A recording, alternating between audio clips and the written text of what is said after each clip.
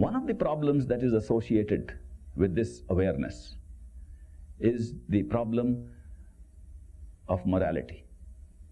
If we have free will and we have choices to make, on what basis should we make a choice? And this leads to the concept of good and evil. When we make choices, we have to make a choice between good and evil. This is a handicap as well as an advantage. If one can continuously make good decisions, one can say, I made good use of my free will, because when I got a choice, I made choices that were good, and therefore I got certain benefit from it. On the other hand, one finds that the predetermined patterns of the mind, and therefore the predetermined programmed instructions the mind has given to the body, the so-called instinctive responses of the mind and the body, make it difficult to make free choices when we like. And hence we say we are weak. Our mind is weak, our body is weak, and we cannot make the choices we want to make.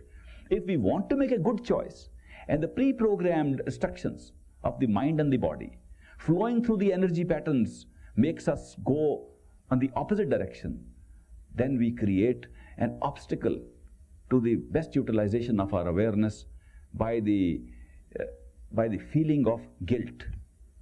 When we can make choices which are good or bad, and we want to make a good choice, and what happens is a bad choice, then what really happens is that we feel guilty that we could have done something better, we done something worse, therefore we are to blame. And this feeling of guilt can weigh upon us and occupy space in our awareness, which does not let that free flow of seeking go through us, which was designed to flow through the experience of free will. So therefore free will, which is such a good opportunity, can also become a weight upon us because of this program already made up by the mind energy and the body energy and the functions that we perform through these two. How do we get over this problem of guilt? If this mind energy and body energy has to flow, and awareness through free will has to be experienced to our advantage, and we have to live through morality and do good and evil, and we try to do good and end up doing evil and end up with guilt, how do we face this problem? Incidentally, it is not a problem of a few people. It's a universal problem. It is a problem that you cannot avoid. It is a problem that comes by the very nature of the structure of these energy systems in the mind, in the body, and in the nature of free will. Morality becomes inevitable because of free will. The functioning of the free will becomes conditioned because of the programs, and the rising of a feeling of guilt or repentance becomes inevitable because of the course that the free will takes. What do we do about it? The answer given by perfect living masters who have gone into this matter from within, not by speculative study from outside, but by experiential study from within themselves, the answer they have given is that you cannot really change the energy levels of the mind or the body or the capacity of free will. What you really need to do is to so control your awareness that these things function independently on their own, and you escape from the effect of these three entities that are functioning within you. There is a saying that if you cannot control something, ignore that. It's a good statement.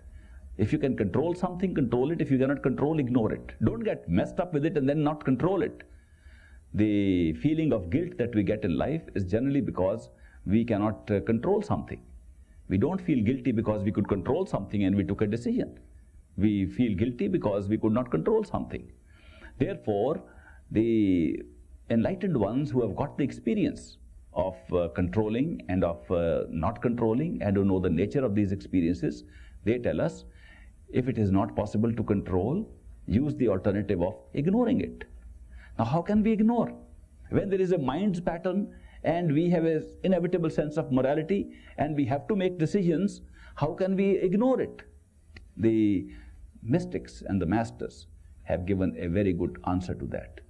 They say, if you use your mind's apparatus your mind's system of valuation, your mind's preconditioning, your mind's method of making judgment and decision, then you will inevitably have to have guilt. You will have to have the weight of karma, the weight of having made certain decisions and having to wait for the repercussions of those decisions, having to wait for reactions to your action, and therefore you have to go through the whole cycle. But if you do not use the conditioning of your mind, you do not use your own past experience, you do not use your own available methods of determining which direction to take, but use somebody else's, you escape all this. You can ignore free will, you can ignore guilt, you can ignore karma, you can ignore all the trap that makes you go to the cycle of action and reaction. Hence, they recommend that if you want to employ the energy of the mind and body in a right way and still continue the seeking towards the highest goal that is possible because of free will, tie your free will to the seeking, and all other decisions you take by employing somebody else's mind. And people say, why should we employ somebody else's mind? Then the answer is, all right, employ the mind of the highest, that is God's mind.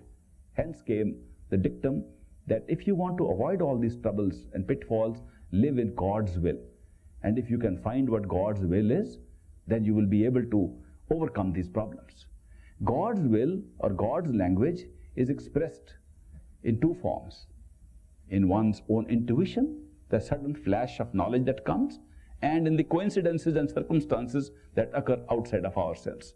When we watch these two and make our decisions, then we are indeed following God's will and not our own will, and that is the way by which we can still utilize the free will coming out of our awareness to bend the energies of the mind and the body to a course of action that fulfills the object in life.